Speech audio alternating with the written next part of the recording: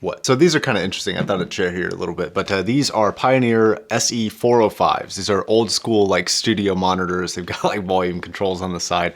They're pretty crazy. They're not the most attractive pair of headphones, I'll tell you that. But a guy dropped them off yesterday. Nice man named Dan. He's, I think I'm gonna do a review of these. These are from like legitimately the 70s. Like that's when these were made. They've survived all these years, and I thought it'd be interesting to kind of listen to some old school studio monitors, I guess. But that isn't the topic of today's video. Today we're talking about a much more attractive pair of headphones, the SHP9500s, and or specifically the 9500Ss. Now, if you haven't been paying attention to these, you may not have noticed that the price for these has actually pretty much skyrocketed. Sometimes they're up to like $200 if you want to buy them new.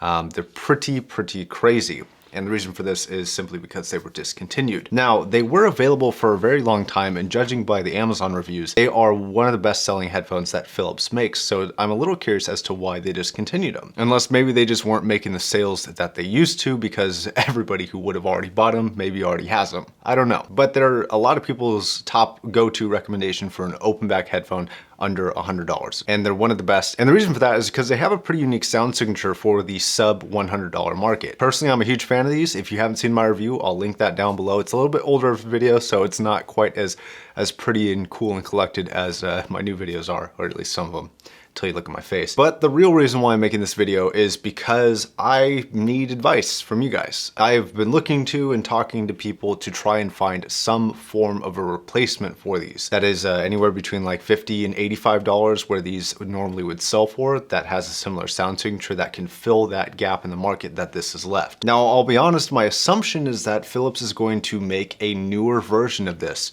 but they haven't announced anything that I know of, and I'm not gonna bank on something that may never come to fruition. They may be leaving this market entirely, I don't know. And I'd like to know what you think is a good replacement or alternative for this. And the way I'd like to handle the comments, if you see a recommendation that you agree with, like somebody says such and such headphone, if you could just upvote that instead of commenting on your own, it just kind of helps me see a little bit easier what people want. And if you have a separate comment to add that isn't like a headphone, just put it in a separate comment, that's totally fine. All right, then there's two more things I want to talk about. They're both kind of like casting calls for headphones basically, but two things. One, I plan on starting IEMs, which is something that has been seriously lacking on my channel. I plan on starting it relatively soon, maybe anywhere between a few weeks from now to maybe a month or two. And the way I want to do this is I want to release a lot of IEM videos kind of relatively, like I'm not going to flood the channel with them, but I do kind of want to release them fairly close together. And the way I want to do this is I want to collect a bunch of them, make a bunch of reviews all at the same time, and then release them like the following time. And I want to build a little bit of an audience for the IEMs. But right now, IEMs are coming in so infrequently that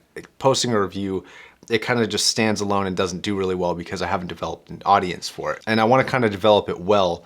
And I think this is the best way for me to go here. Actually, Dan also let me borrow his Mastrop Hyphamin bolts, which are in your monitors. He didn't like them very much, but we'll see what I think, and haven't even popped them in yet, but kind of interesting. So these will be probably soon because I do got to get them back to him. But here's why I'm bringing all this up. If you want to send me some pairs of IEMs, if you have any, if you want to send me any pair of headphones, really, this isn't just IEMs, but if you have IEMs, if you have a pair of headphones, cheap, expensive, doesn't matter, email me. There's a link in the description down below. You ship them here and I will pay for the shipping back. Make sure they're insured and everything. And if I get enough, then I'll start doing IEMs. And if I don't, then maybe I'll still start, but the progress on the channel for IEMs is not gonna be nearly as good as it could be. So hopefully I'll get some in here for review. And we'll go over how long I'll need them and all that stuff in the email. So thanks for watching. I know today was kind of like a weird video, not normally what I do, but I thought the SHPs were an interesting topic to talk about because it's something that one, I get a lot of comments asking why they're so expensive, and two people asking me what a good replacement is, and I don't really have one. I don't have a great replacement for these, so I'm curious